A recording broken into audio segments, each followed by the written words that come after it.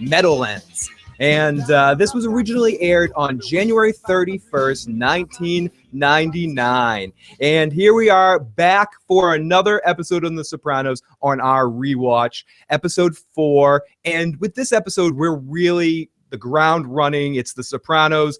It almost gives it this feeling that it's been going on forever. And I'm here with somebody, and both of us, somebody that we know how to use an N64 controller, and that's not how you do it, Tony. No. Tony, I mean, come on. That's the biggest thing. We had a couple of those moments. We had pagers in this episode, payphone, N64, and Mario Kart. My co-host, Big Daddy Matt, who's a ranked player in the Wii version of Mario Kart. That's right. At one point when that actually mattered or meant something. But an interesting episode, and I know from my co-host standpoint, last week was a high point because of a lack of AJ.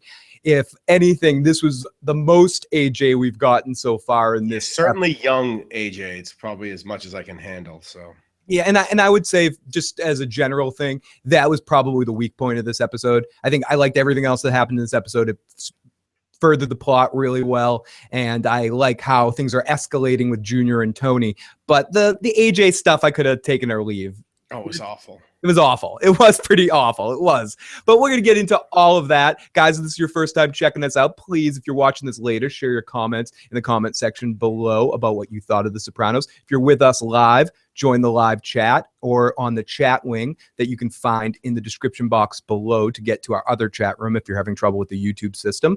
Also, you can email me at igotissuesman@gmail.com, or you can tweet me at igotissuesman. You can also call in or text in at 781-990-8509. If we don't get the call while you're calling in, please leave a voicemail and we will play it on the air as soon as I see it. But we are going to get into it. Let's talk about this episode of The Sopranos. I have the time clock set. We're going to talk about this episode for about an hour. So let's get into it. We'll talk about the Meadowlands. Bam, let's do this shit. Okay. So the episode opens up with something that becomes more mainstay of The Sopranos later, but I remember the first time I watched this. I remember very clearly the first time I watched this. And this was one of those episodes of The Sopranos that I watched before I got into it. It was like I turned, everyone's talking about The Sopranos. I'm going to turn this on. And I watched the beginning here, and I didn't know it was a dream sequence. I think for the first time people are watching this, it's really off-putting, but this becomes a big part of the series, right, Matt? Like these dream sequences. Oh, yeah. Oh, yeah. And the episode begins with Tony sitting in Melfi's office for a therapy session, and they sit in silence looking back and forth, and Tony's checking out her body. There's a real focus on him checking out her legs. And Tony finally breaks the silence, and he asks Melfi if she's going to say anything. And they go back and forth. And again, it seems like real life, and Tony's the one paying the bills. He looks out the window, and we see Hesh walk by, but we don't see him walk by. He kind of floats by. It's really interesting. But now, like in present day, with people are on those, like now that we have segues and stuff, that even then you don't know yet. Well, I guess watching at this point, you don't know yet that it's a dream sequence. Right, exactly. It's really cool because, again, it's one thing when we go back and watch it, and we watch the whole series where there's whole episodes that are like the test stream and the Maltasanti episode, the Mazzazella Maltasanti or whatever it's called. That's basically a Christopher dream while he's in a coma. But this is the first time we've really had this dream stuff, and it's really cool when especially once he stands up and he goes into the other room, and you see Syl there with a woman on top of him, and AJ, probably my favorite acting AJ ever does. He has that really creepy boy under the stairs look about him, like, and it's only for like a half a second, which is the best part of it. That is the best part about it. We only have to deal with AJ for a half a second. Some could argue, though, as we'll get to it later, Matt, this is the episode that broke AJ. AJ became the douchebag he becomes in the future because of Meadow and what she breaks in him in this episode. But we'll get to that a little bit later. Because some could say AJ is the type of stupid that if no one ever told him, he never would have known.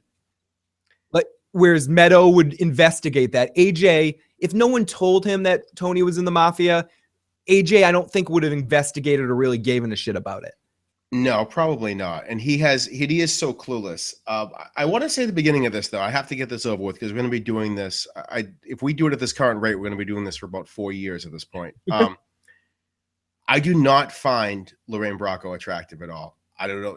What is your feelings on that? I'm not getting into the attractiveness of the woman, but Tony is attracted to her, obviously. And like you said, it opens with that shot up her leg, and it's supposed to be a turn on, at least for Tony. At least that's what I thought it was. Where I think it works is I think she's attractive at the very beginning. The only time I've ever thought she was attractive is the very beginning of Goodfellas.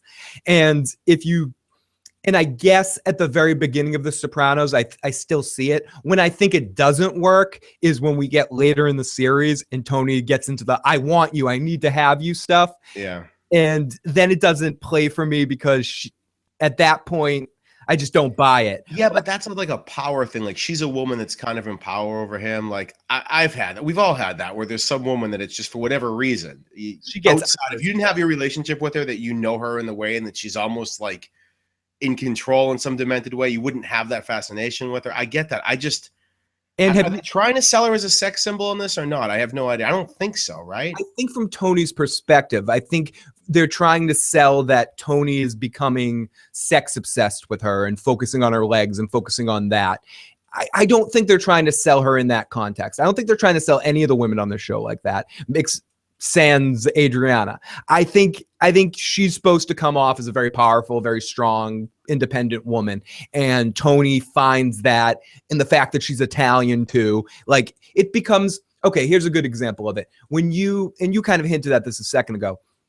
Some people, when you meet them, you think one thing about them, but then when you get to know them or they get to know you, you start to become way fucking into them and you just can't help but start fantasizing about them no matter what they look like. And this is that kind of case. She knows about him, she's pushing, she's listening to him in a way that Carmela never would, and that gets very much enhanced later in the episode with what Carmela says. He really can't help but think she's the closest thing to a warm female example that he has. And some could say that's why eventually he sees her as Livia, because Livia clouds everything. And Livia's paranoia is getting in there like, why are you talking to somebody else? Why is that happening? It did. Oh my God. I'm doing that in Livia's voice, and it's awful to picture that in my head. So when they come into this dream sequence, we see Silvio having sex, Polly and Pussy are reading newspapers. And I also wrote here, just to put a jostress in this, an asterisk.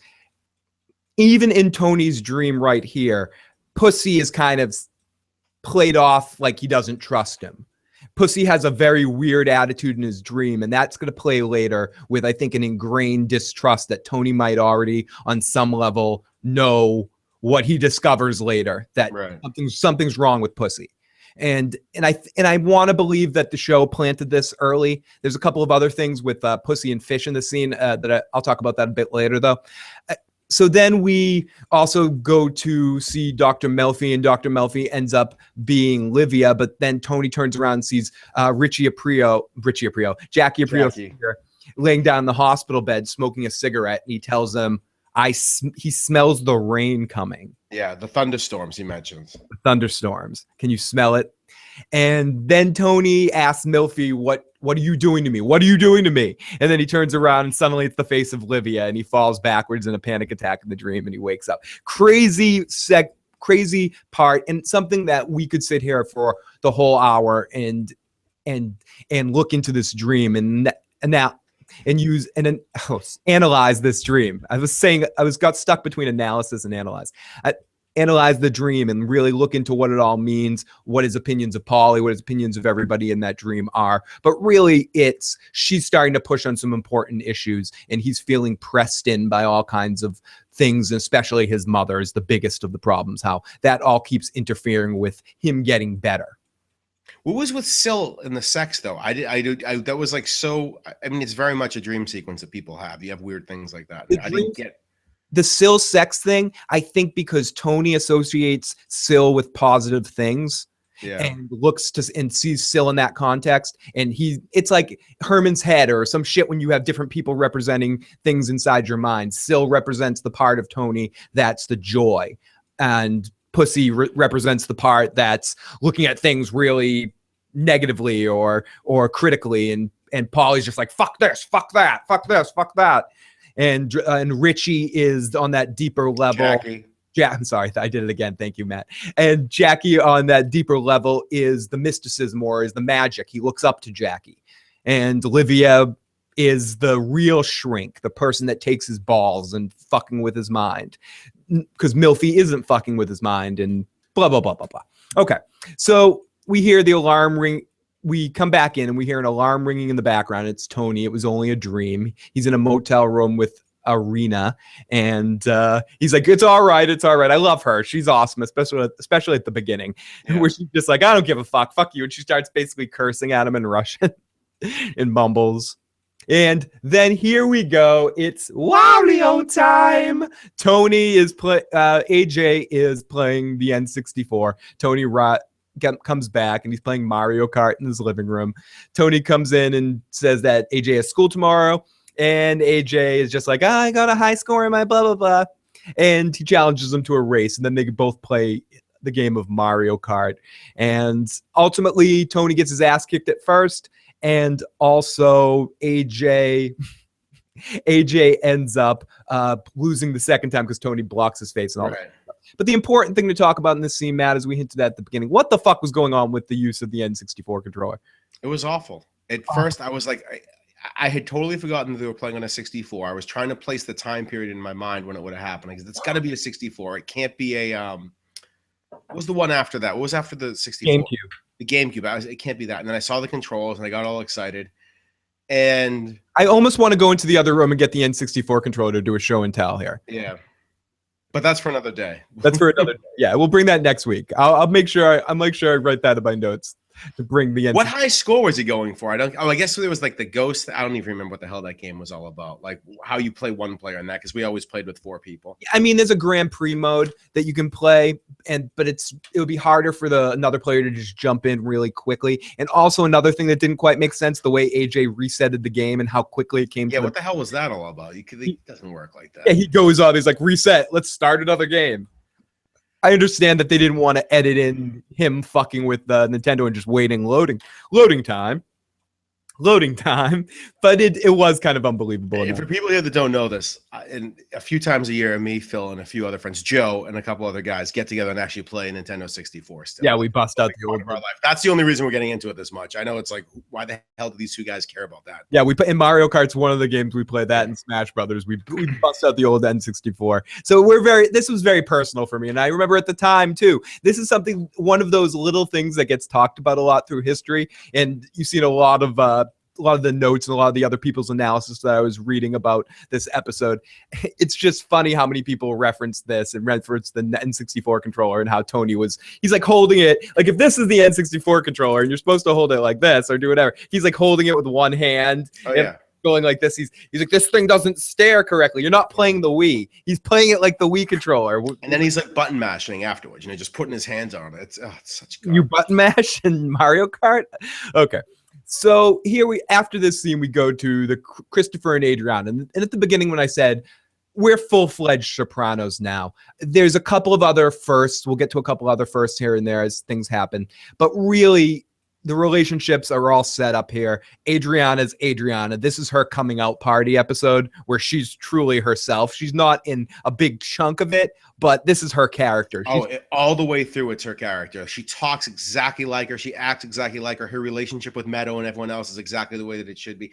And she's hot as anything when this starts. Yeah, this is Adriana, like right getting into the zone of her character and understanding who it is and really having fun. You can just tell. It's just a funny day. Christopher and Adriana leave the hospital. Christopher has a neck brace on and a lot of cuts and bruises from what happened in the last episode.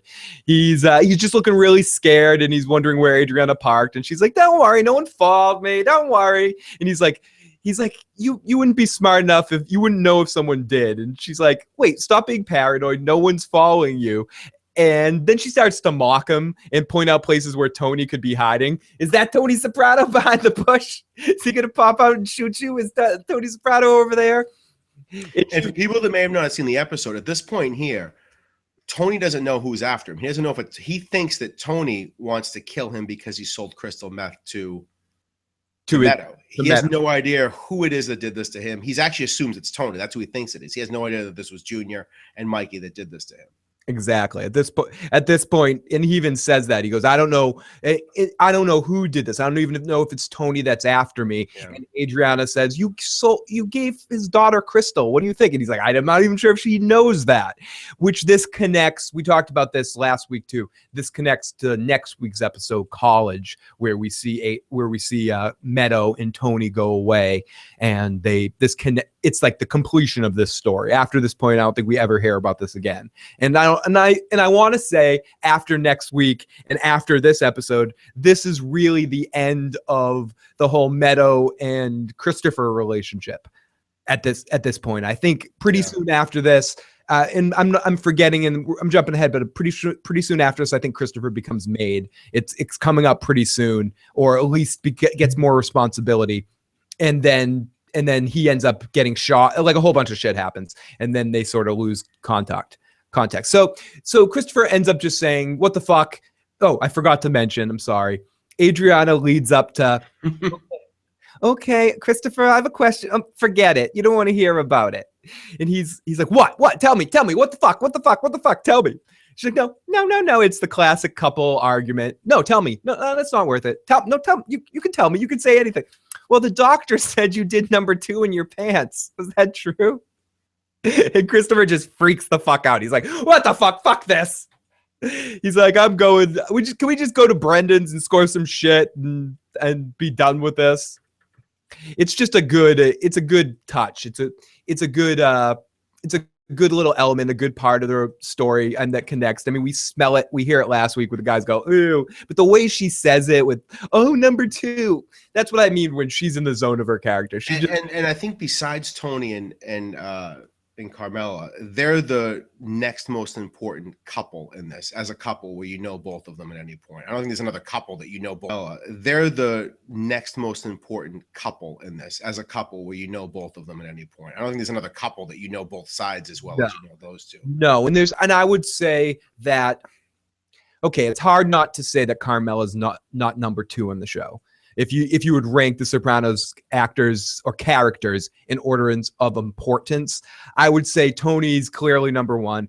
It's hard to say Carmela isn't number 2, and Christopher is, I think, easily number 3. I know we're not supposed to be making this. That he's the Jesse Pinkman, if there is that, when you rewatch the show, where there's as much of this. The show is always about Walter White, but Jesse's such an integral part of the entire show where his backstory gets explored so much, and Christopher is the only other person that you really get that with. Not to mention, for the most of the generation that's watching and being into the show, Christopher is the guy you can most relate to as well, because Christopher is almost he's a fucking psychopath, but ultimately, he has aspirations of other things. He wants to be he wants to be connected to the movies.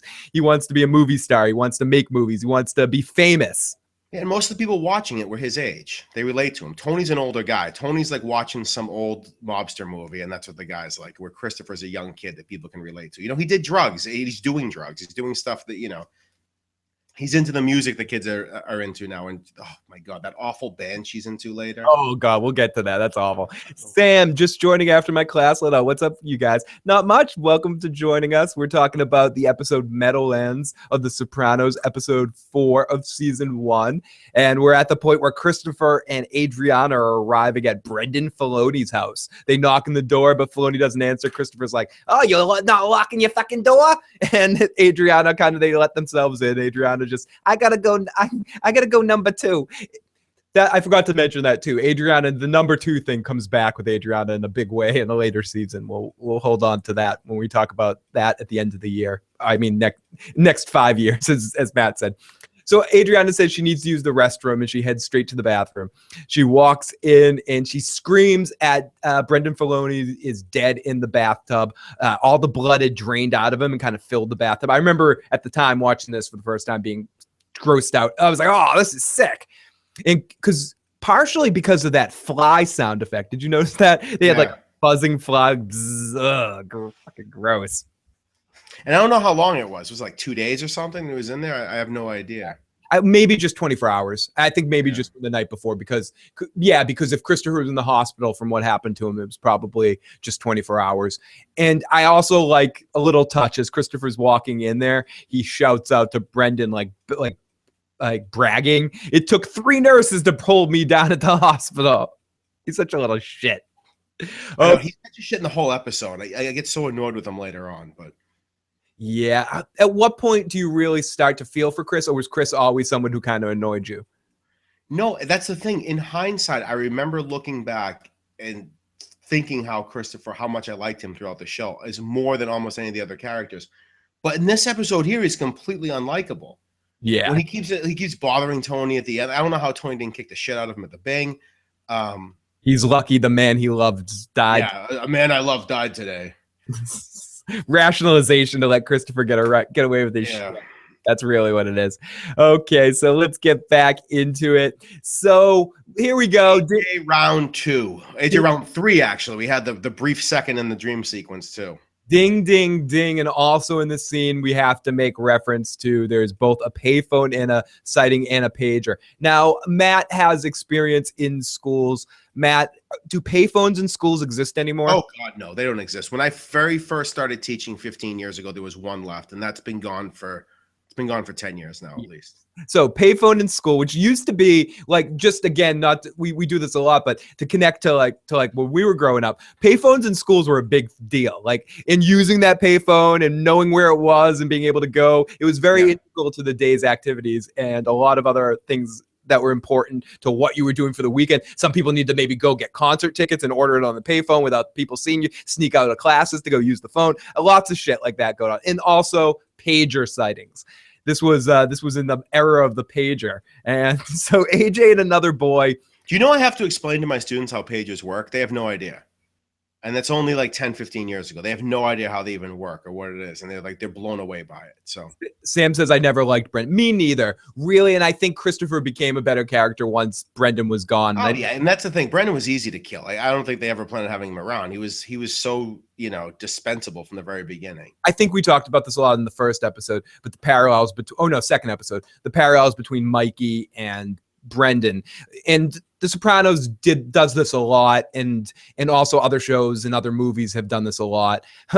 For some reason, Dazed and Confused came to mind, but in the sense that you always see different generations coming up, and I think Brendan was going to be the next generation's Mikey, just a total fucking douchebag for no apparent reason. Like gets off of being way dumber. Even he was like an idiot too. You know what I mean? I don't know how dumb Mikey really is. But again, it's like the multiplicity thing. If you make a copy of a copy, eventually it becomes less smart, and then you end up with Michael Keaton. So thank you, Steve. Yep, exactly. So people are like, what the fuck you're talking about? Multiplicity? Shut the fuck up. Come on, Michael Keaton's on a surge again. It's a random Michael Keaton movie if you're curious. So okay, so the payphone and the pager. AJ calls this boy's pager and realizes it's a prank page. Again, this was a big thing back then, I guess. People were making... But what's stupid is he can see the kid. You don't do it from the same room, but whatever. He's like 20 feet away from the kid, and he pages him. And I got the idea originally the kid was a lot older than him. Turns out they're the same age. The kid looks like he's 2 or 3 years older than him. That's because AJ has, especially in the early seasons, has that total baby face. Yeah. Like he looks like he could be playing 12, which is probably part of the reason why I got cast. Sam says, who's Mikey? Mikey is Junior's main guy, the guy who actually ends up killing Brendan, the Jack, that dude, and the dude that Tony in this episode staples and kicks the shit out of at some point later. So he looks across, and the boy's name is Jeremy Piacosta or something, and AJ asks if he thinks it's funny, then there's the whole thing. You're fatty. Your mommy sent me to camp and you ate all the donuts. Oh my God, you cried on my mommy's shoulder. Yeah, he calls him a fat fart knocker, which is I had that in my notes. And I also wrote my notes in big capital letters, Matt. I wish I could show it to you. This shit is awful. Matt's gonna be so angry. It was terrible. The acting's so bad. I mean, I know kids that age can't act, period, but it's just so terrible.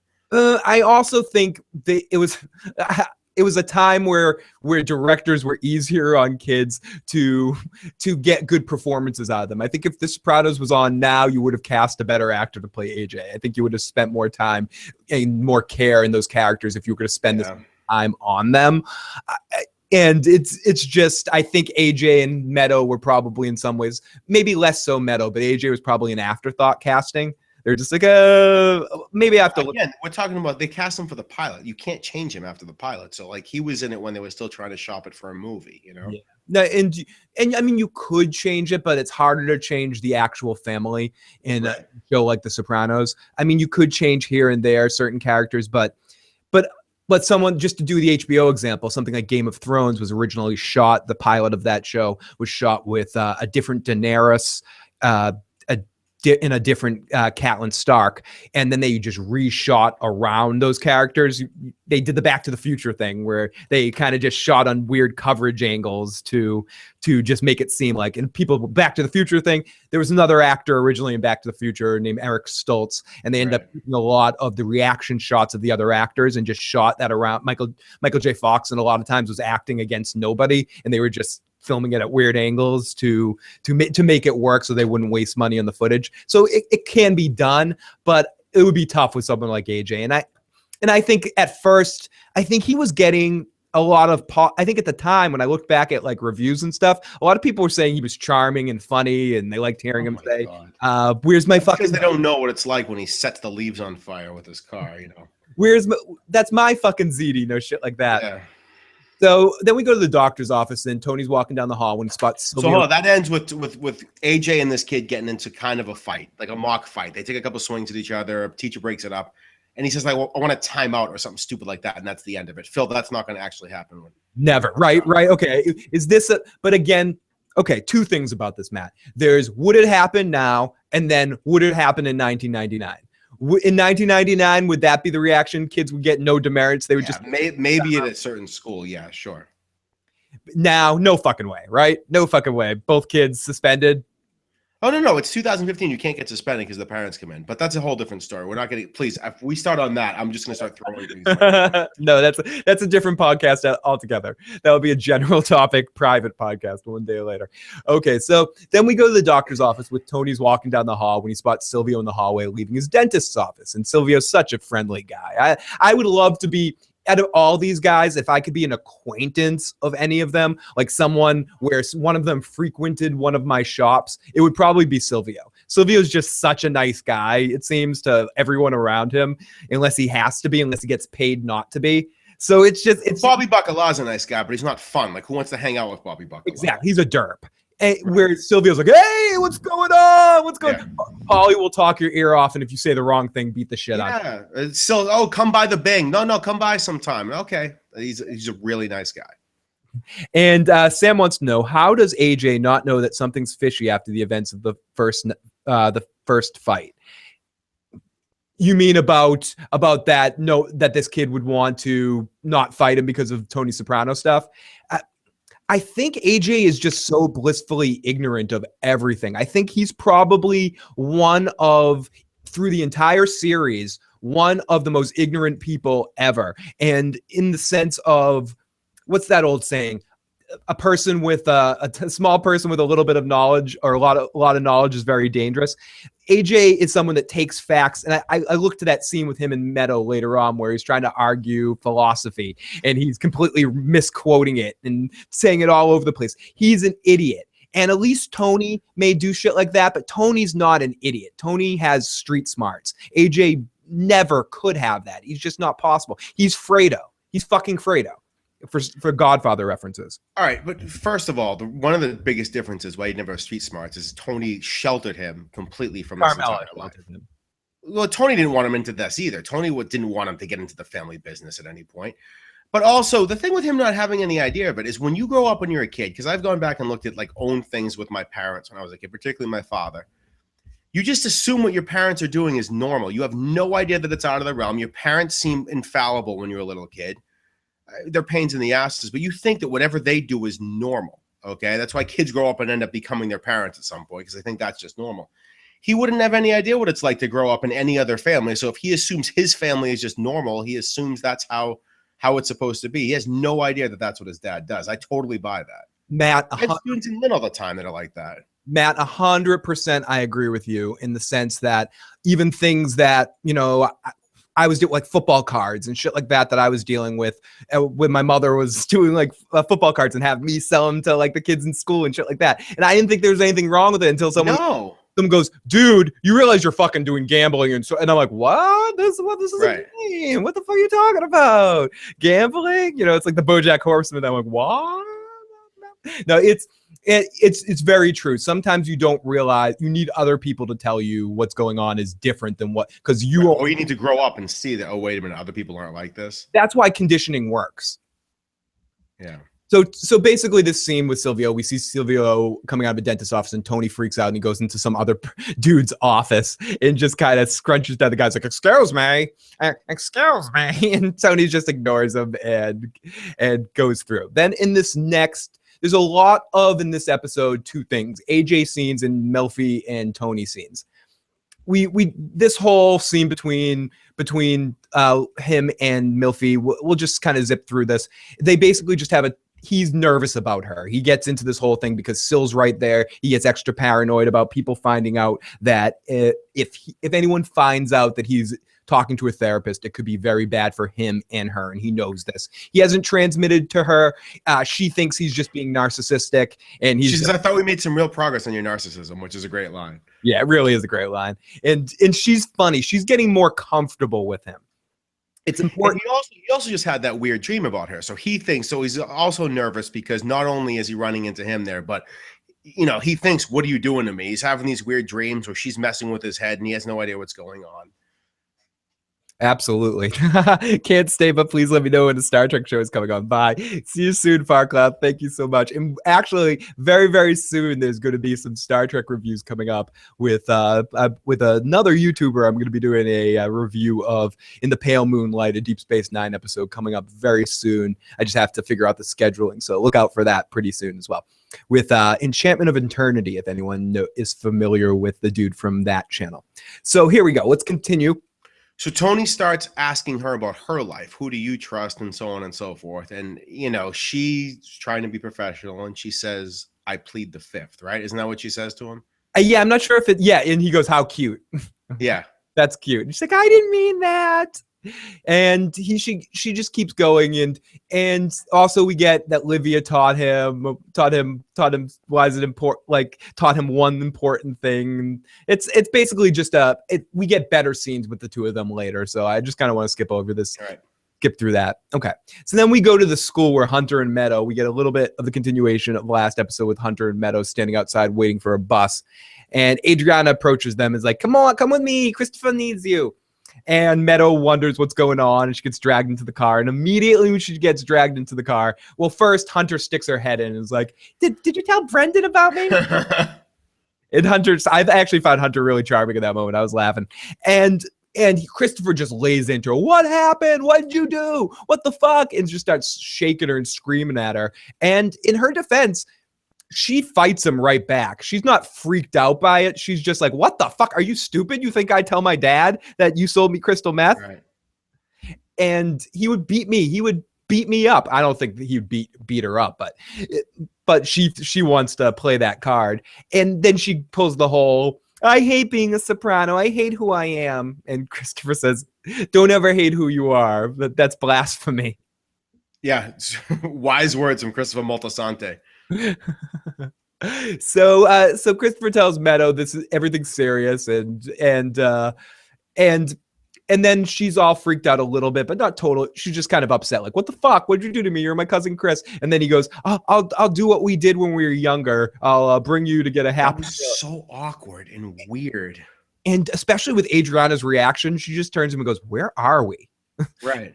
Where the fuck are you? It was such a weird scene because it ends with I'll buy you a Happy Meal. Like, it's just bizarre. Yeah. Where the fuck are you? So then we go back to the Soprano residence, and AJ, just grazing like an idiot, is just in his room trying to kill a fly with a baseball glove. Wearing a Marilyn Manson shirt. Yep. And Carmela comes in with a ripped shirt and goes, AJ, this was in the trash can. Your grandmother got you this. And I love this. You had to love this, Matt. AJ's classic response of, that's a what kind of shirt is it? I wrote it down here. That's a Westport. It's not even cool anymore. Yeah.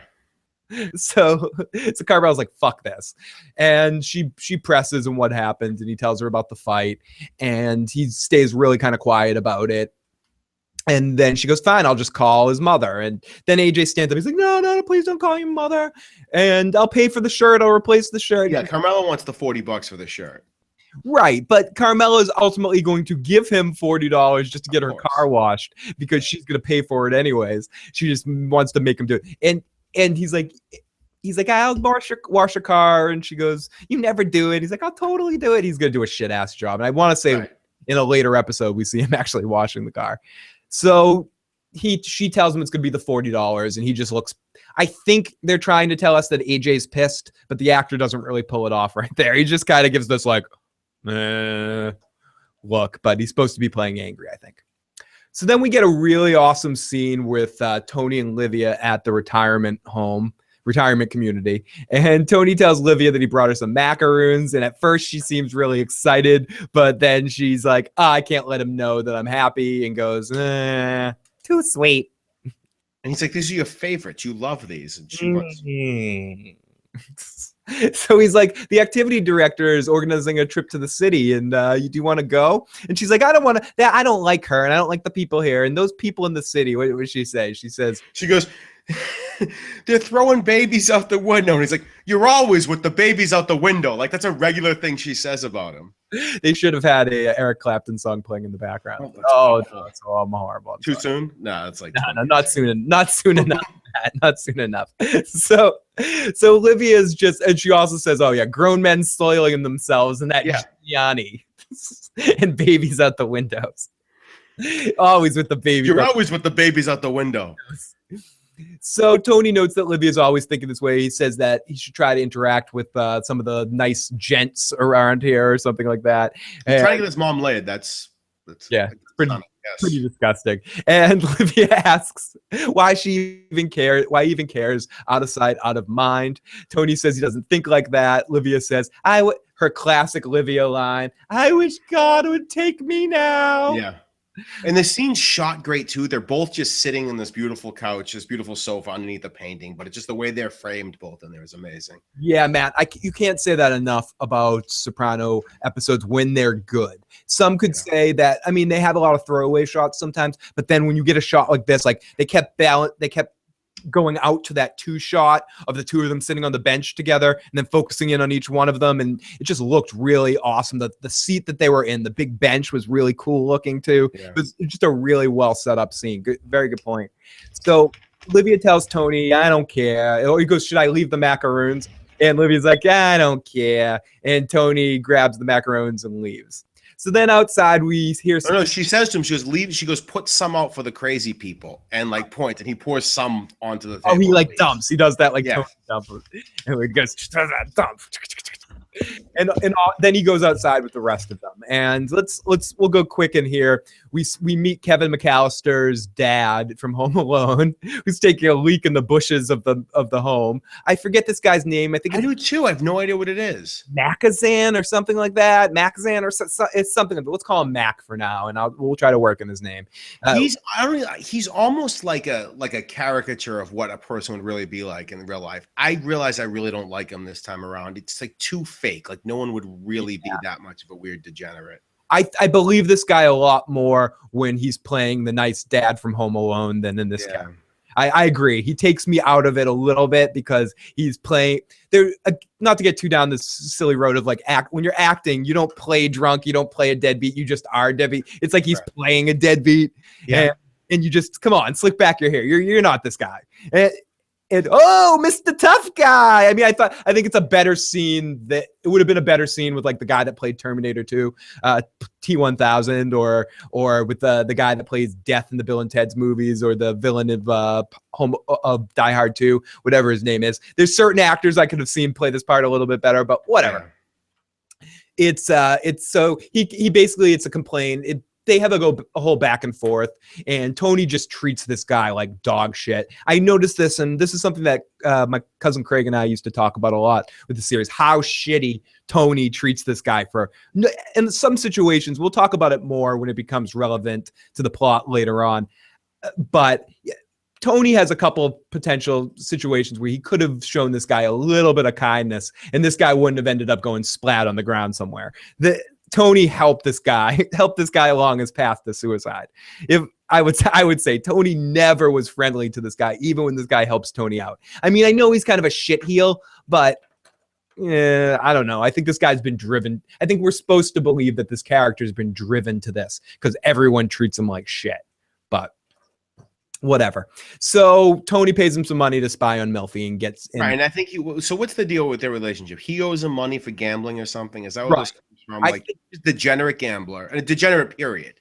Yeah, he's a degenerate gambler. The vibe I get, he's a degenerate gambler that ran up a big tab on Tony, and Tony's doing the bust out strategy that he works. That's one of the mainstays of his business. When someone owes the money, they're indebted to them, and instead of killing them because there's no profit, you're an indentured servant instead. Right, exactly. You have to basically do everything that he say on the threat of violence. And this guy, if we didn't mention, he's a detective / lieutenant in the police department. And he's probably one of Tony's on the way up. Tony probably, again, we don't know this. We're making our own backstory, but I get the vibe that maybe Tony had in with him early on, and he was a beat cop or something like that. Exactly, and he's probably one of the big reasons why Tony's main informant on the way up to become a powerful captain. Yeah, and he doesn't wear blues anymore. He's in a shirt and tie, a very dirty, soiled one. But that's what he does. He's higher up in the police department. Exactly, but not too high. He still claims, I only make $40,000 a year. So our next scene after that, we get. And he asked. Did you say he asked him to go spy on Melfi? Did you say that? I don't remember. Yeah. He pays him to go spy on Melfi and figure out who she knows, who she talks to. So then we get the scene at the hospital where basically Christopher runs in. He talks about getting beat up and freaks out. We need to fucking murder these people. He doesn't go completely crazy here. He just goes to Brendan was killed in his bathtub, and he thinks Tony thinks Junior had something to do with it. This is all Silvio, Polly, and Pussy are also here too, and they don't get a lot of time in this episode except for being background comments. They're almost like the Greek chorus of comedy, and very, very little. I was disappointed, but. Funny interaction of Pussy and Polly about the Godfather thing. Yeah. How he got shot in the eye. Mo Green special through the eye. What do you mean Mo Green special? Oh, Mo Green special because Mo got shot in the eye because his something was too big for his mind or some shit. I forget exactly what he says. His eyes were too big for something. Yeah. So he got shot in the eye with a small caliber bullet. So ultimately, Christopher wants to go find Mikey Palmisi and go pay him back. And Tony, the gist of this scene is that Christopher's going crazy and Tony's like, Junior is behind this. I know it, but you can't do anything because Mikey's a made man. And because he's a made man, only another made man can touch him. Otherwise, you're straight dead. If I go ahead. Sorry. Oh, no. So that's basically the thing. I mean, if you need to learn about it more, watch Goodfellas. It explains it really well. And Jackie's sitting there dying. Jackie's mumbling weird stuff about, what does he say? He's at the World Trade Center. He's at the World Trade Center. He's mumbling. He's on his deathbed. It's like his final words. And Christopher, for the first of two different times in this episode, is in there screaming about all sorts of nonsense. He has a gun with him. He's going to go take care of him. And then finally, he's causing such a scene that Tony takes him out in the hallway. And Christopher, in this, I forgot that Christopher, this early on, still talk to Tony this way. Said, your uncle is pissing on your head. What do you expect me to do? Like, says stuff like that to him, which no one else would dare say to Tony. No, God, not even at this point. And Christopher, I want to say he talks shit to Tony like this up until the Jackie Jr. situation. I think which is in season 3. So we get another like season and a half of Christopher being a little turd to him. And then the back half of the series is Christopher's nicer to him and pays him respect, but Tony's a turd to Christopher. There's like a brief 1 or 2 episodes where they're friends. And like, that's it. And other than that, like, they're both pissing on each other. And you were talking about Walt and Jesse. Some could argue Walt and Jesse have a very similar relationship where there's very few times in those series where they're both, except for towards the end when they start to come up with their plans, they have to go on the same side. But I also think that a few times Walt needed Jesse. I don't think Tony ever needed Christopher. No. Walter at certain points was like, all right, I got to go make up with Jesse. I don't have any other way. I think maybe in 1 or 2 occasions that we'll point out as time goes on, he might maybe needed him. So Paulie goes, I'll drive over to Mikey's and handle the situation because Paulie's a made man. He's like, I'll do it. And Tony's like, no, I got to do this. And you stay here, and if he moves, you break his other head. You break his other head. Yep. Sam says, really? I would have thought that Tony would have smacked some sense, into Christopher earlier than that. I think he might a couple times and I think even in this episode, he holds him up against a wall at some point. But I think during the Jackie Jr. situation, Christopher really gets in his face. And I want to say Tony like not beats him up, but like really is like, shut up. I don't want to hear your shit ever again. They have a sort of, he finally puts the hammer down of like, fuck you, Christopher. And I agree. I would not have been able to deal with this as long as I could. I mean, I guess in the sense it connects to what Livia says in the last episode, that Christopher is kind of like a son to Tony. So he has a little bit, he's his mafia son. So he has a little bit of a way bigger of a leash when it comes to dealing with someone's shit, dealing with Christopher's shit compared to other people's shit. Sam says, this is my first go around The Sopranos, so I'm probably missing something. No, you're not. You're missing. The only thing you're missing is the backstory that you get later with the fact that basically Christopher lost his dad at a really young age, and his basic father figure was Tony. Tony was the person that was always there, always looking up to him, always being nice to him when Tony's friends weren't around. Then when Tony's friends were around, they picked on Christopher a lot. And so Christopher ended up being like, fuck this guy. It's like when you're in elementary school and you're friends with people, then you go to junior high school or middle school and suddenly there's cool kids or whatever. And your friends that were your friends don't talk to you anymore. And Christopher felt that way about Tony. So he always felt kind of jaded that his big brother, his pseudo father figure would always break his balls in public. And so he kind of got more of an attitude with Tony. I think that's, I mean, and also Tony let him get away with it. He didn't nip it in the bud. You also see how different that this is Tony's son in, this family, in the mafia family, where AJ never becomes part of this, and Tony keeps us as far away from his, like in this episode, we find out as he possibly can, and never wants this for him. So. Never wants it. So, and Sam says, I don't know what the Jackie Jr. situation is. Good, because I won't spoil it. We're going to spoil so much, though. Don't listen to this if you haven't seen it. It's fine.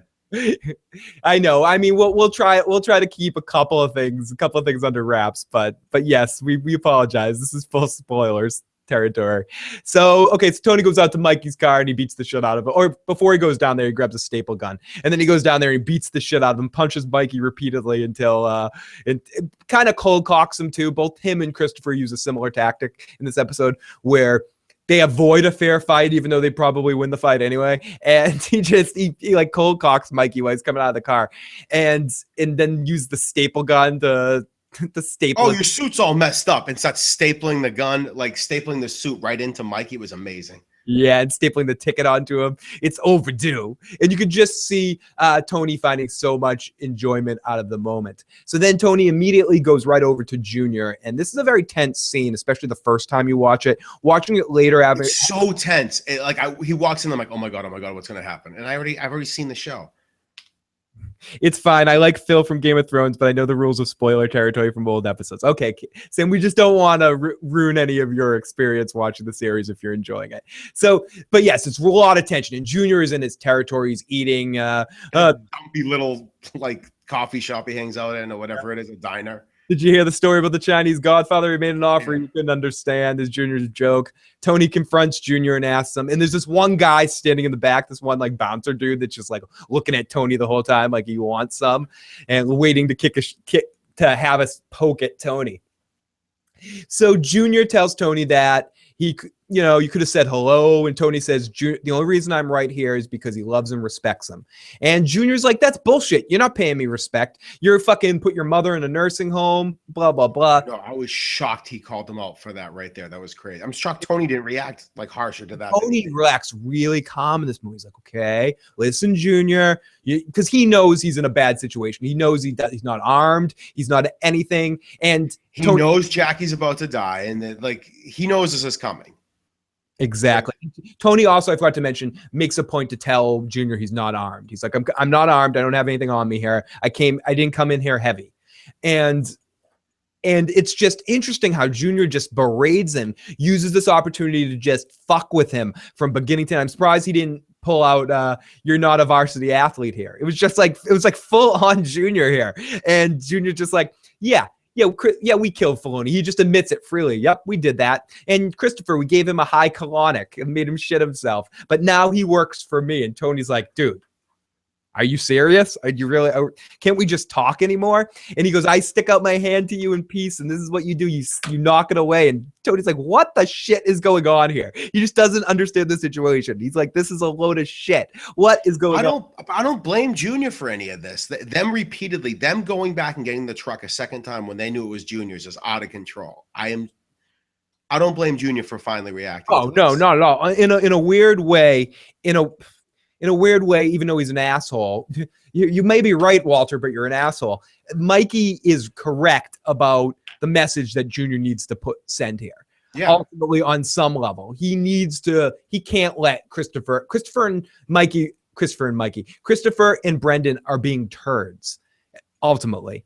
Oh, welcome, Richie. Yep, Christopher was the first cousin once removed from Carmela Soprano. That's why we get into that later with I forget what episode it is, but we'll talk about that later. Isn't Adriana somehow related to? She's related to Richie. Okay. Or Richie and Jackie. She's a niece. She must be like their sister's daughter or some shit like that. So basically, Tony runs out of there and Junior yells at him, "You come in next time heavy or you don't come at all." So later that night, we see the shitty fucking police guy, Kevin McAllister from Home Alone's dad, who forever now will be called Kevin McAllister for ease of saying it. So Home Alone here is driving the police car with his partner, and he complains about the pay scale. Matt talked about this earlier. You get to know this guy and how big of a douchebag he is. His partner's like, you stink of vodka, and like, why are we following these people? And in the car, then we cut over to the car and we see Milfy and her date flirting back and forth, talking about how she wants someone to kind of rough her up, but sensitive enough. It's whatever. It's just kind of bullshit back and forth conversation. And he makes up the bullshit excuse that he's following the car because it was a triple homicide committed somewhere in the city that night with the same car as that. And his partner, who's younger than him and is obviously McAllister is obviously his superior. Have you ever seen Training Day, Matt? No, but I kind of get it. It's that same sort of thing where he has to listen to a superior who's psychotic. Yeah, he's a raging psychotic. Yeah. And so ultimately in this scene, he pulls them over for bullshit, gets the guy out of the car and berates him in front of her, beats the shit out of the dude because he's drunk and he's pissed off. The guy's pulling lawyer stuff and being like, listen, dude, you're not allowed to be doing this. Illegal search and seizure. He's like pulling all that shit. And the guy's like, oh, it's fun. We're on a legalese. It's just very cartoony. And he like punches him, knocks him out. And then Milfy gets out of the car. It's like, you can't do this. Fuck you. And what's he say to her? Why are you eating this when you have prime rib at home? Yeah. It's like, why are you out here with the hamburger or something like that? Chopped something when you have prime rib at home. When you got prime rib at home, and fuck you. I'm gonna report you. I'm gonna call my lawyer. Go fuck yourself. So the next day we get Tony being debriefed by Tony had actually told him, don't do anything like crazy like that. He thought, well, again, Tony couldn't tell McAllister why he wanted him to do it. He thought that Tony probably wanted to. Right. He thought he was trying to gain favor with Tony by doing this. And he thought that Tony probably wanted to date this girl or be with her or something like that, which is why he was saying that comment about the prime rib and kick the shit out of this guy. Exactly. He got a misinterpretation, and he again wasn't doing this to be a dick for dick's sake. He was doing this because he thought, oh, this is Tony's Gumar. Oh, yeah. He would want some other dude fucking going out on a date with her. I'm going to beat the shit out of him, and Tony's going to be proud of me for doing this. So the next day, he kind of tells Tony that she's dating some idiot that does, and he even basically tells Tony, he's like, yeah, she's dating this guy. He has no balls. Like, he doesn't directly say it, but he hints at it in that moment that yeah, she likes tuna subs and Diet Coke.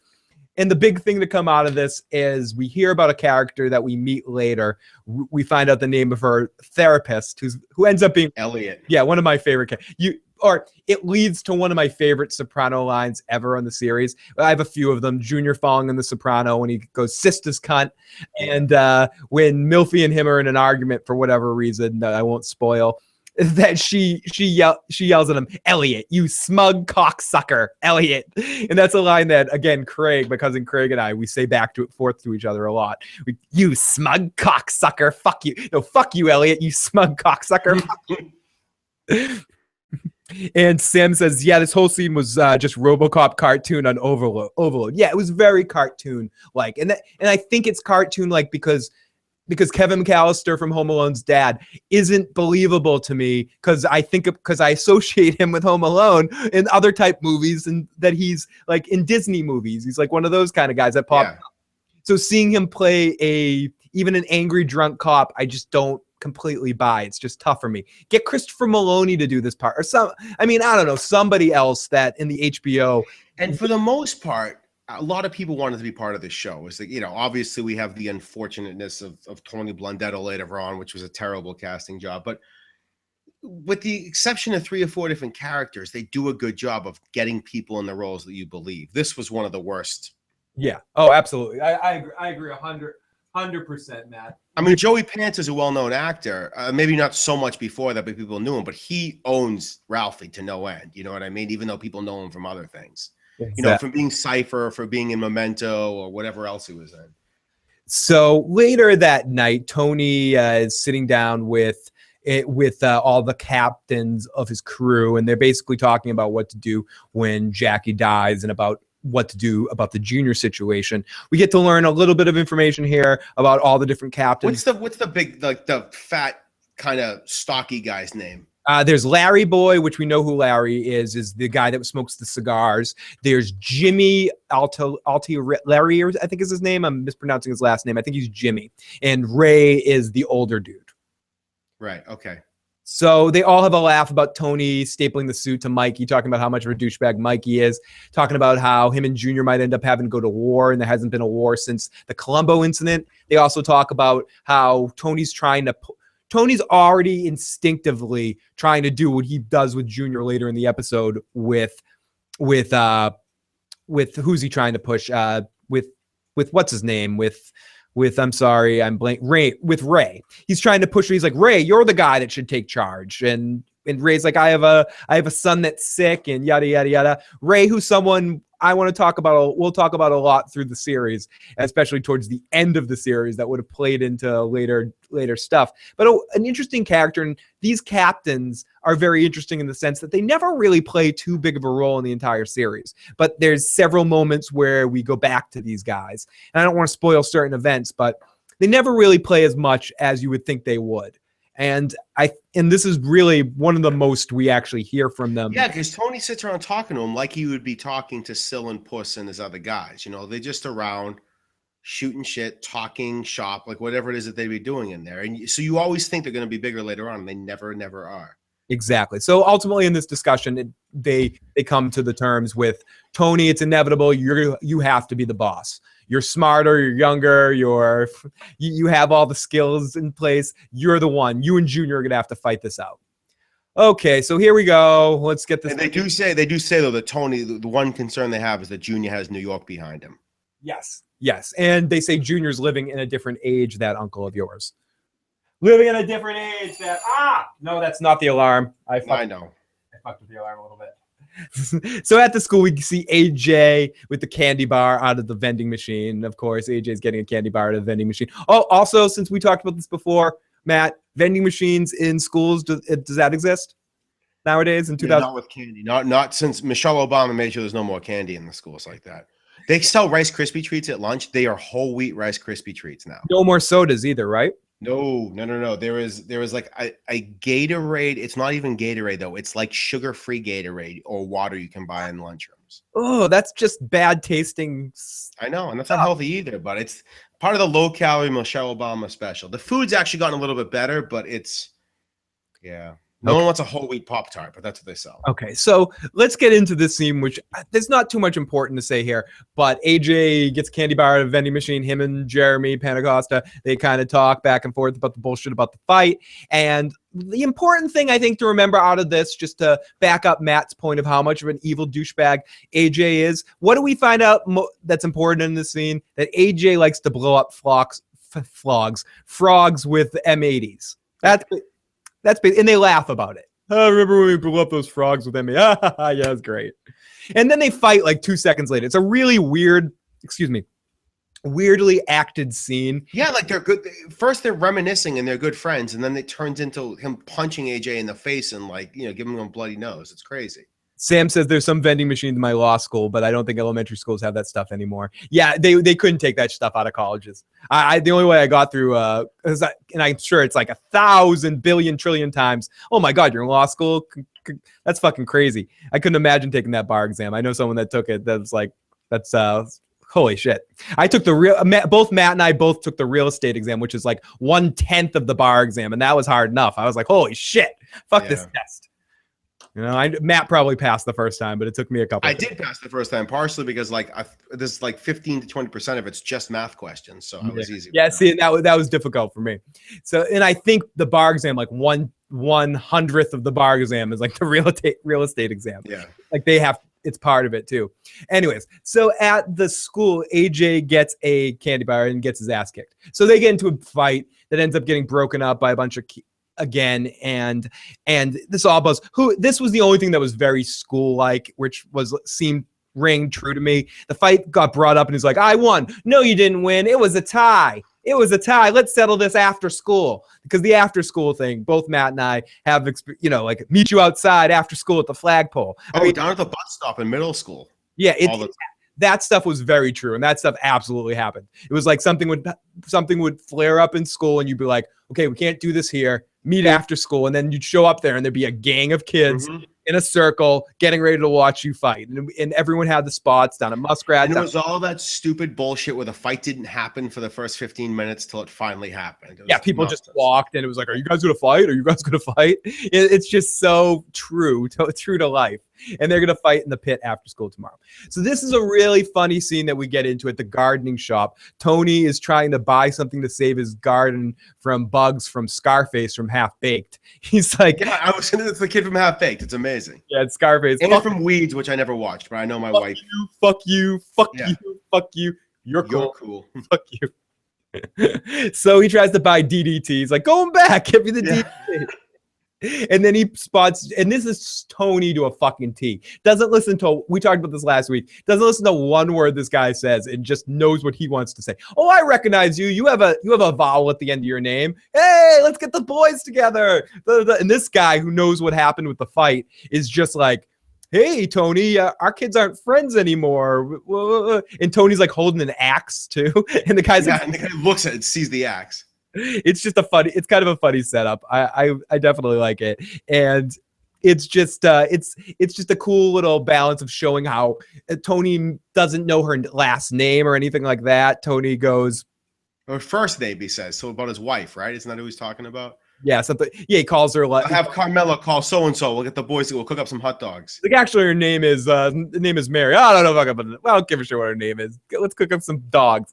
Well, thank you so much, Kaylana. In 1995 or so, the 2D, 3D graphics, I played a similar, but not as many choices. Blade Runner CD game. It's long lost and gone. Yeah, it was interesting going back and seeing like the N64 in this episode. That's just one of the things I remember. It's one of the things I remember because I was so into the N64 at the time. Seeing it on The Sopranos, even though Tony was holding it weird, was very exciting. I was like, "Oh shit, they're playing fucking Mario Kart in The Sopranos." Yeah. And considering the historical television significance of The Sopranos, and it's something that people will always go back to, the fact that the Nintendo 64 exists in it is kind of, and not just that, Mario Kart itself, like they're playing Mario Kart with Waluigi versus Luigi, not Waluigi, Wario versus Luigi.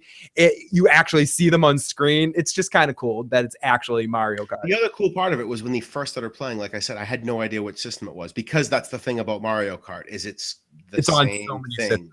And it kind of looks the same going back to the 64. It actually goes back to the Super Nintendo. Right, but it looks the same at the 64. Yeah, the 64 it's just improved from the 64. Yeah. And I mean, it looks almost similar with the Super Nintendo version. It's not quite as, graphically, but still basically feels almost the same. So George asks, we get this interaction between the two guys. So Tony brings the groceries back home, and Tony's starting to breathe heavy. He ends up having another panic attack. And this is our Carmela and him situation where Carmela basically tells him she knows that, first of all, Tony mentions a couple of times that his therapist is a guy, and that's just an important point to remember. They keep referencing he keeps saying he's got more moves than a quarterback or something. He's got more moves than whatever. But Carmela, the important thing to remember in this scene is Carmela doesn't give a shit about Tony's problems. She doesn't want to hear about Tony's problems. She just, I don't want to listen. You're going to therapy, and I agree with her point to a certain extent. If it wouldn't hurt if it didn't help. I agree with that, but she's just very mean about it. I don't want to listen. I won't get your pills. I know you just had a panic attack, but you're not listening. No, she was going to get his pills until he kept saying he was going to quit. Okay? Stop with your anti-Carmela bullshit. In this scene, she's so mean to him for no reason. But part of it is because she thinks that he's probably talking about all of his gumas in the meeting, and she doesn't want to hear about that. He can't talk to her about that. Yeah, I guess. And she does. She is kind of bitchy. She threatens him. She says, "It's our marriage if you don't go to this. That's what's going to end up happening." It's like, she's like, "Is that a threat?" And I don't know what the hell she says. Then she says, "Got your own fucking pills." It's a glowing recommendation, she says. Yeah. And it's fair to say that I don't want to talk too much about what's to come down the line exactly, but it is fair to say that at least Carmela, unlike some television characters, she may hold to these threats. Like if Tony doesn't get better, but Tony works at it. He never ends up following Milfy's instructions. He only uses what she can tell for his own advantage. He never actually does the steps because it comes to a point where she's like, you can't live this lifestyle if you actually want to get better. The question is, why does Tony even, the only reason he really stays with Carmela, I think, why? Is just because of the kids? Because of the kids, because of the old Italian thing. He doesn't believe in right. Divorce. And having that all happen, it's not even like a regular guy, It's a defeat, and Tony can't admit any level of defeat. So Tony goes to therapy, and I labeled this therapy session $4,000 for Eskimo pushing me out to sea. $4,000. She's acting like she's an Eskimo, and I'm burning her and sending her out to sea. Tony goes to therapy the next day, and he talks about the panic attack. He asks how long she asks how long it lasted. Tony said it only lasted 30 seconds, and he never lost consciousness. Milfy says that Tony, I'll give you a prescription for Xanax, and that will hopefully help get over those short-term stresses. Tony tells Milfy that Junior's stressing him out, that he might have to do things. He's boxing me into a corner. He also adds that Livia is also treating him badly since he put him into a retirement home. Now, Milfy says, Tony, this is so fucking true. Livia and Junior are playing with him, are kind of testing, are acting like children. And Tony's like, I want to fucking spank them. And she offers a book, and he goes, I don't want to read. That it just puts me to sleep. And he goes, no, a strategies book, strategies for coping with elder family. And it's just a perfect description of Livia and Junior and the type of people that they're acting like in this situation. And she goes, would it be so horrible to make like your uncle or your mother think that they're in charge? And it's a good point, and it works with children in some cases, and it definitely works with elders. And it's an interesting strategy, and it's a strategy I used as my mother's faculty started to go away. Like in some cases, you just need to make the person think that they're the one in charge to get them to do anything. And Tony uses this. If Tony uses any piece of Milfy's advice to his advantage more, I can't even really think about it. It's this piece of advice that really helps him out with the things to come. So then we go see Christopher meeting Yo-Yo Mendez. He's glad that Christopher's okay, but ultimately tells him that I heard you shit yourself and Junior's men collected your money. And Christopher fucks him up, cheap shots him, and goes, you're only paying. Yeah, you said you thought Christopher could maybe win that fight in his own. I don't think so. That guy would have kicked the shit out of Christopher. You think Christopher needed to do the Benny style? As we meet Benny later, but that style of you need to catch a person off guard to get them. And he really did. He fucking goes right at the ankle, goes right at the weak spots.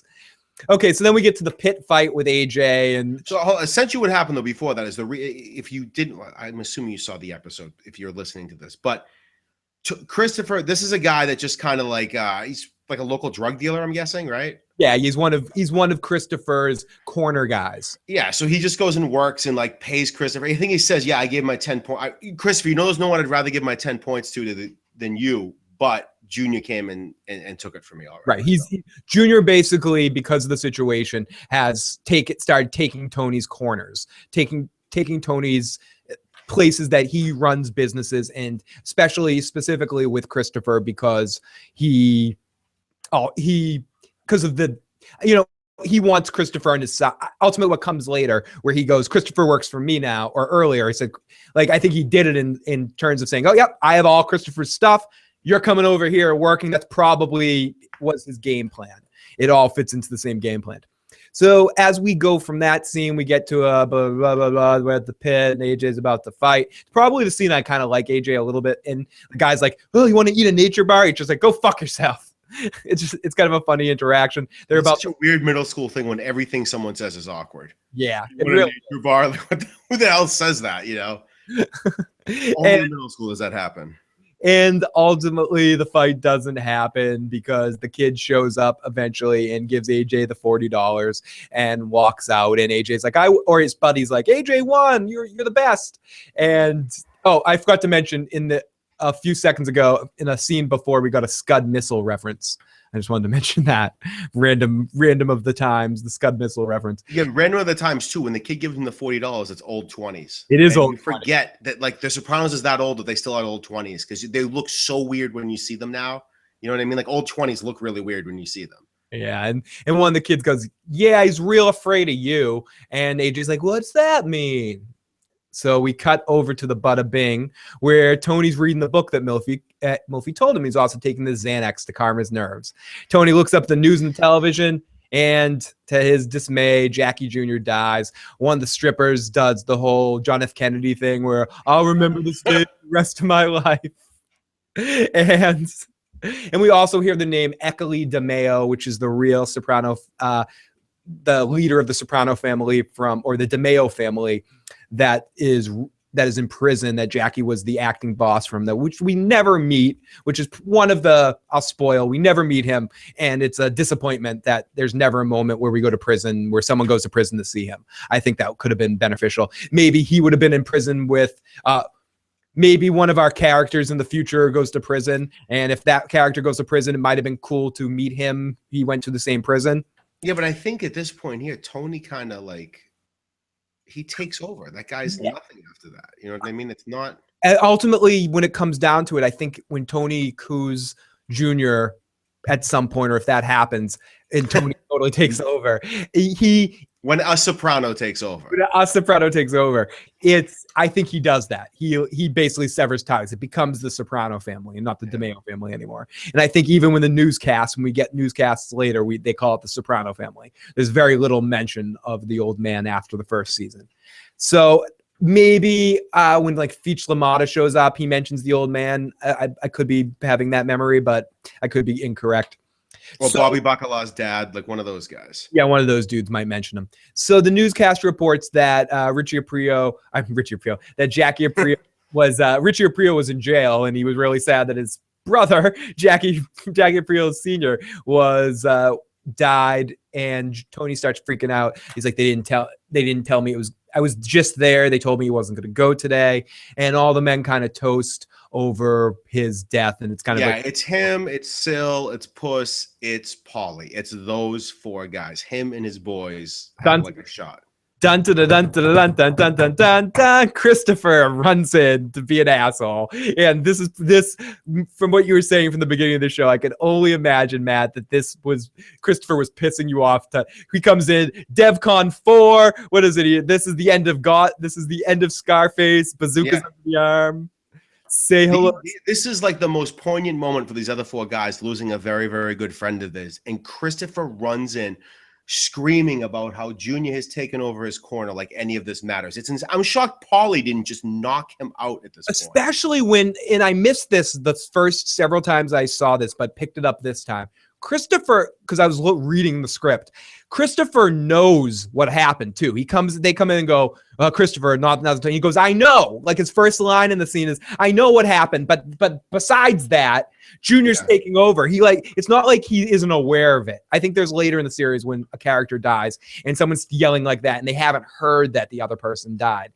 But in this moment, like, do you think he meant I know about that, or do you think he meant I know about they thought now isn't the time that maybe what the hell else did I think last night when I saw it or whatever? Sure. Yeah, we'll go with that because I think he comes in and says, I know about it. But it could have been something. He's DEFCON 4, say hello to my little friend. Maybe he thought they already knew about Junior getting his stuff on the block. Okay. That's good. That is a possibility. We got a texter. Thank you for these guys. I say this every week, but it gives me an excuse to rewatch The Sopranos. Thank you, number with a 6-7 at the end. We appreciate that. And you're 6-7. 8-9, motherfucker. 10, 12, 11, 12. Wow, I can't even count. That was some awful counting. That's why you couldn't do those real estate questions. I know, that's exactly why I failed that test twice. So Tony tells, actually, I passed the state one the first time. It took me a couple of times on the other one. But anyways, Tony tells Christopher that, and then Christopher leads this all up with the capper of all this shit. He goes, Tony, you don't do something about this, I have to question your leadership. Who the hell says that? What? Especially in front of everybody. And I also want at that moment, Jackie just died. It's on the news 2 seconds before that. And I also forgot to mention one of my favorite lines of Sills in the entire series when Christopher goes on his Scarface rant and he goes, "You always with the scenarios." Yeah. I just love that. I love that line. And that's what I meant again to connect to what I said at the beginning. When you get lines like that, always with the scenarios, even though we're only on episode 4, you give the viewer the illusion that this is a bigger world than it is. Yeah. I know we're only 4 episodes in, but Christopher's been doing this since he was 13 years old, showing up to those guys and going, guys, I saw The Godfather. This is like Luca Brasi. Yeah, this is the end of the world when these guys have been through this shit for years. Exactly. So it's really just a fun moment. And then Tony ultimately gets an idea and he runs out of there after he holds Christopher up. He's like, I am, you're lucky that a man I love died today. And he says that to him, and he's about, you can tell Christopher must be in pain because Christopher still has the neck brace on at this point. He's holding him up there, like, essentially saying, I'll fucking kill you. Oh, it's awesome. It's just it's a fucking awesome moment. And I love, it's Tony again, similar to, you see it a couple of times when Tony, the beast inside Tony comes out, the bear that you meet later. So then Tony sort of heads out of there and we get a couple of funny lines from our gallery just to give him some lines. Excuse me. The War of 99. It's goodbye, Junior. And Christopher's like, I'm going to go do something. And we get the big line from Paulie. You do what you're told when you're told. And the Paulie finger, you do what you're told when you're told. And Paulie's just, this is the beginning. We see a lot more later, but I think Paulie can already smell what happens with Christopher. He already is pissed off that Christopher's Tony's favorite. He's sitting there thinking, watching this whole thing, that I could never get away with saying that to Tony. Yeah, but that's a generational. He would never think of saying that to Tony. Right. He thinks, and this is part of even if he felt that through and through, he would never have said that to Tony or whoever the hell it was. Exactly. And I think it's just part of the ingrained disrespect and the way he looks at Christopher from this point on in the series. He has this certain perspective and the certain way he treats Christopher throughout the entire series, even when Christopher gets. But someone needs to treat Christopher like that. Yep. And it's fucking Paulie. Christopher also knows Paulie would actually kick his ass. Yeah, he can love it and have fun doing it too. Here we go. So Tony runs out of there and heads to. Oh yeah, So anyways, Tony. I'm sorry, my notes were getting a little. Tony arrives at a restaurant. He has a gun. He puts it in his pants. He goes inside. He goes to Junior. And it's now this is Junior's hangout, and it's so tense again. It's again so tense when he goes in there. Tony admits that he has a gun. He's like, but I don't want to use it. He goes, I'm coming heavy, but I don't want to use it. And the other guys clear out, and they just let Junior in Tony sit really down with each other. such, and we were talking about visual, the way it's all set up, all dark. It's just such a good mood. Tony sits down, the two are in silence. They look back and forth. He goes, and I love the way Tony talks in this moment too. Our friend Jackie, he has died. It's just so traditional mafia movie type way that he presents this to him.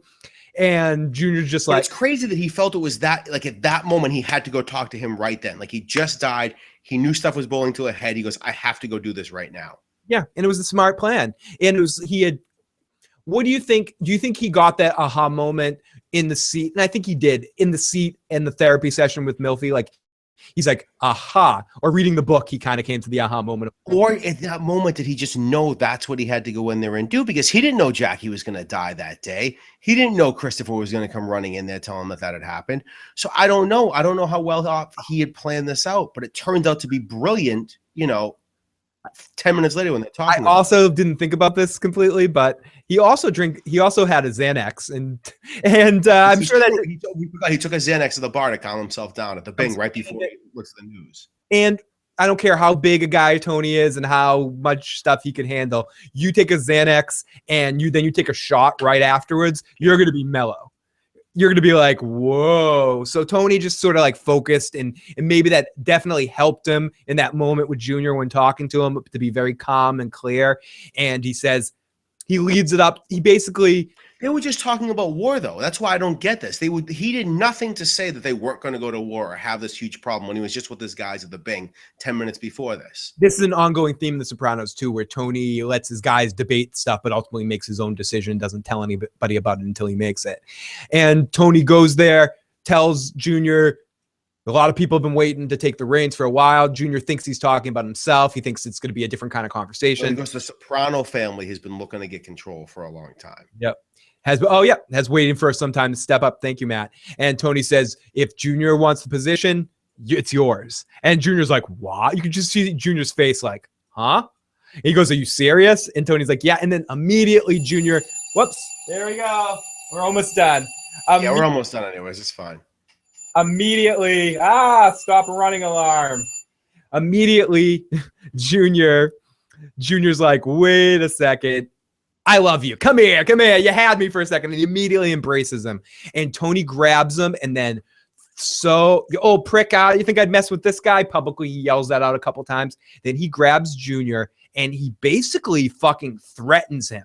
Like, more or less, he threatens him. He grabs him tight, like by the arms, like tight, like, show, dude, I'm so much stronger than you. He goes, yeah, I can't be seen to lose face. So Bloomfield, all the paving unions, all that stuff, that's mine. I'm taking so much of your shit. He basically takes Junior loses out on what he gets in the deal to become boss in name. And Tony whispers it all to him. Junior agrees to it because ultimately Junior cares. He's been second fiddle his whole life. He wants the title to anyone. And this is an important point, Matt, to bring up as quickly. And we'll talk about it later when Junior brings this up.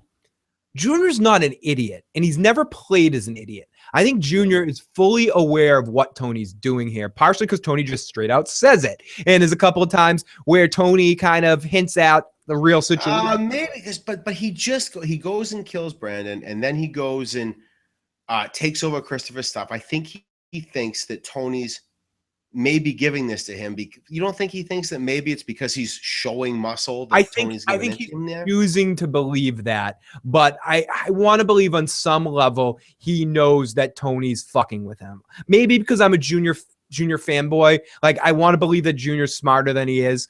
That maybe he also thinks that eventually it's no big deal because Junior's going to die in a few years and Tony gets to take it over anyway. So Tony would rather keep the peace and let him do that. Exactly. And he sees it as a sign of respect. He doesn't, I'm not sure he's thinking about the FBI stuff, but he's thinking about or like the lightning rod stuff, as the guy mentions later on. Still, I think it says it, but I think he respects that Tony's giving it to him, like just letting him have the title, and that Tony's just doing that kind of respect. So it doesn't matter. None of that other stuff matters to him anymore. And it gets to the point where Tony does say to everyone when they talk about war, he mentions several times in the episode, I love that man, though. Don't forget he's my uncle and I love him. Yeah. He never doesn't say that or ever doesn't like acknowledge other people because they're all blabbing about war before and let's just take Junior out. He's like, no, that's my uncle. I love him very much. Okay, so a couple of quick scenes to get to. We get AJ and Meadow talking where AJ's like, I almost got into a fight. They didn't want to fight me. What happened? And Meadow goes, oh my God, you totally don't know what our dad does. And we see the total 1999. Oh my God, it's awful. It looks fake because it looks so bad. It wasn't fake, obviously. But the MS Paint shit going out of the mafia, of the early websites. And she starts educating. She prints out some mafia. Why do you think we call him Uncle Jackie, even though he's not related to us? How many garbage men do you know live in a mansion like this, Uncle Jackie? Why don't go? So it's Junior. He's kind of funny in that scene. So then we get Milfy going to the other guy's house, and this is kind of a fun scene with her trying to ultimately try to be his date. She's going over there to get some, and she was all dolled up too for that one. Yeah, she was ready for some. Closest I would ever come to finding her attractive was her trying right here. And he's just freaking out on her. He's like, I'm listening to the Doors song and people are strange, that song. But what's fucked up is he's like, I think people are following me. That guy probably was he was following him for a while, and that guy's probably fucking with him. Who knows? And then something like that happens to you, you're gonna think everyone's following you. And ultimately, we just get the point that she's becoming his therapist, not his date, and he's just like, I can't. She just walks out. She's not getting any here. The scene ends, but we get the feeling like they're done for. This is going to end pretty soon. So then we go back to the Soprano residence, and AJ's reading over the information that Meadow gave him. He lays down in his bed, looks at a picture of his father that went fishing, which is just kind of a weird moment where it was supposed to be played better. I think if the actor was better, but he gets this kind of weird, surreal, fuck, my life means nothing moment.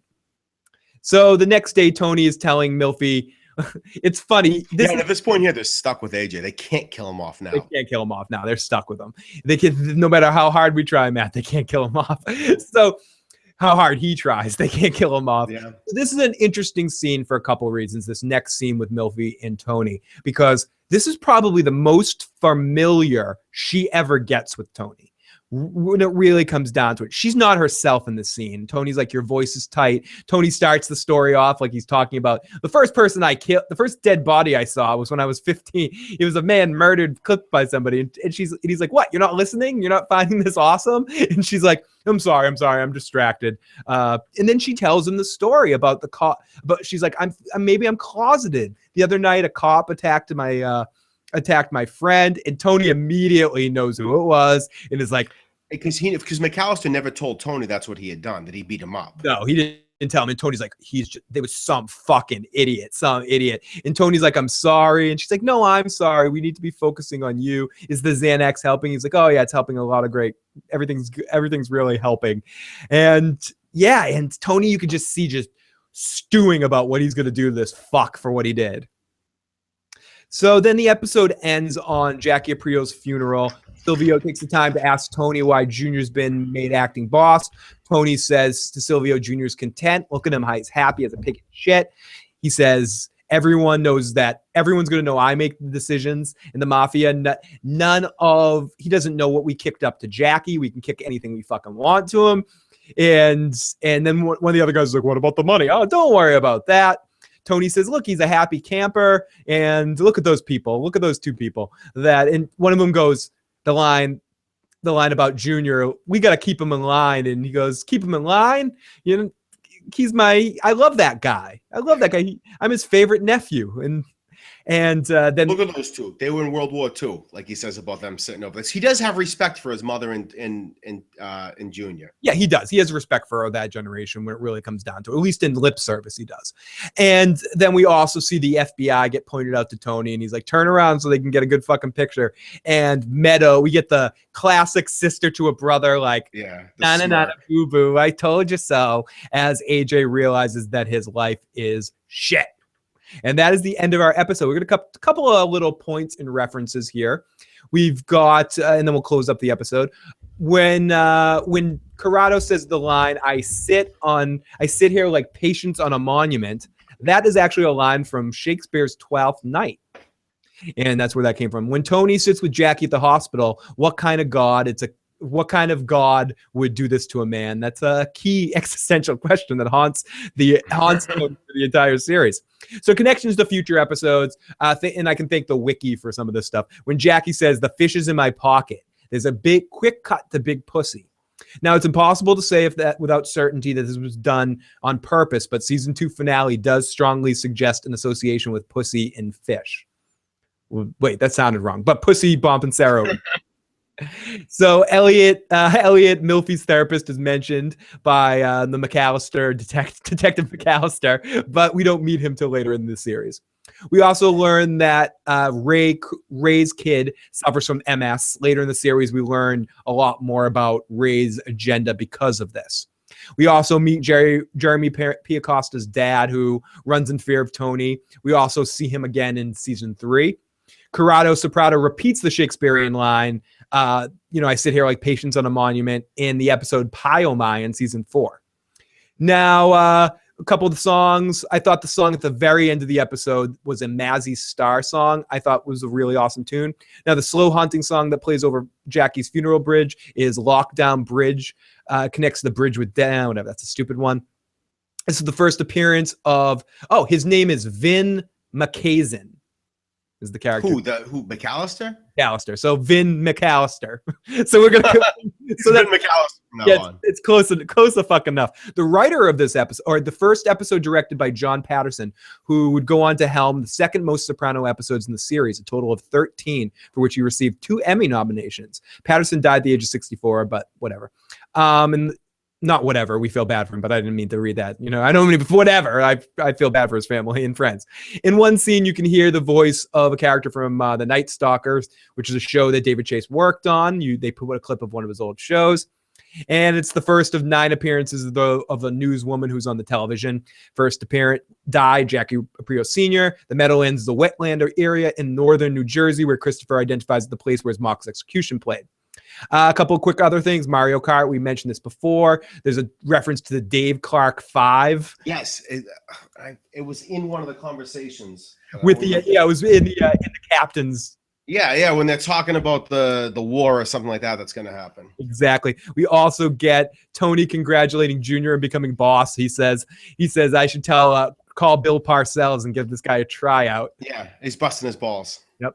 And also the writer of this episode won an award for his work in this episode from the Writers Guild of America. Couple of quick quotes from the episode, and then we're going to finish. Corrado Jr. Soprano, you heard about the Chinese Godfather. He made an offer he couldn't refuse. Tony Soprano in Jennifer. No, an offer he couldn't understand. Couldn't understand, yes. I actually said the real quote.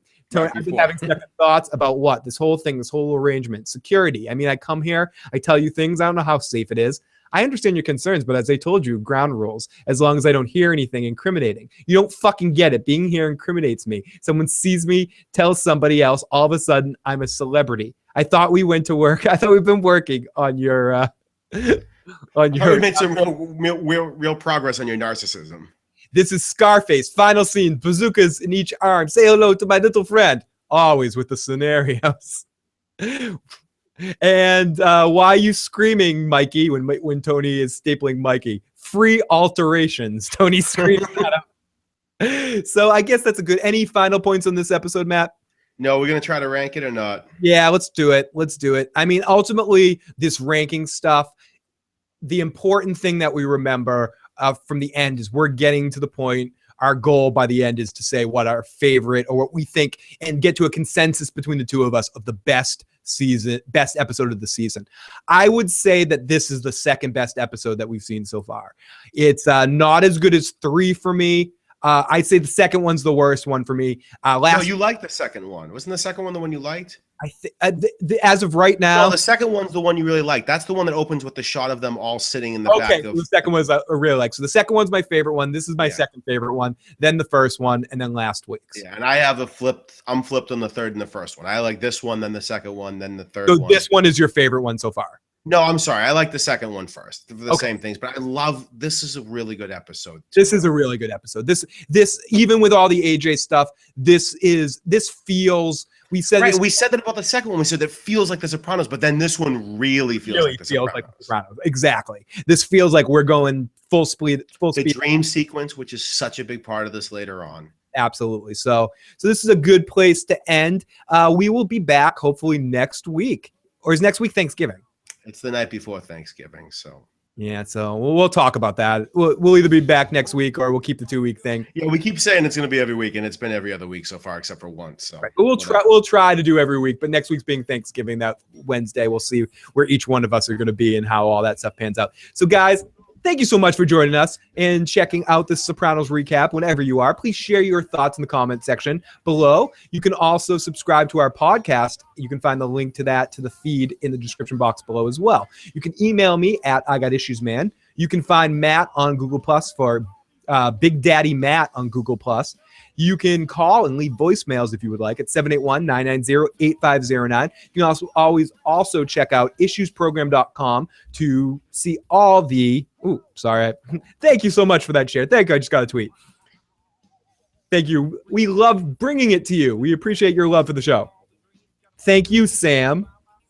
Thank you too. And everybody, have a good week. And if we don't talk to you, have a great Thanksgiving. I mean, I'll talk to you again, but if you don't talk to Matt, you have have a wonderful Thanksgiving if you don't talk to me. And please, Sopranos, another great thing about the show is they have some great holiday scenes in it, like, you know, Christmas scenes. I believe there's even Thanksgiving scenes in there, right? That are very there's all sorts of holiday scenes going on in Sopranos.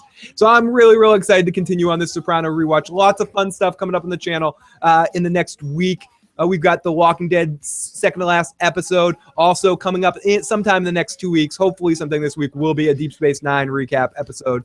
And if you haven't already, I am on Brohawk Riley channel talking about Into the Badlands this season. A good friend of mine and a good contributor of the Issues program. I'm going to go back and forth between my channel and this channel, in his channel, doing some recaps. So it's going to be a lot of fun this season. So if you haven't already, hit the subscribe button, hit the like button, and we will talk to you guys next time.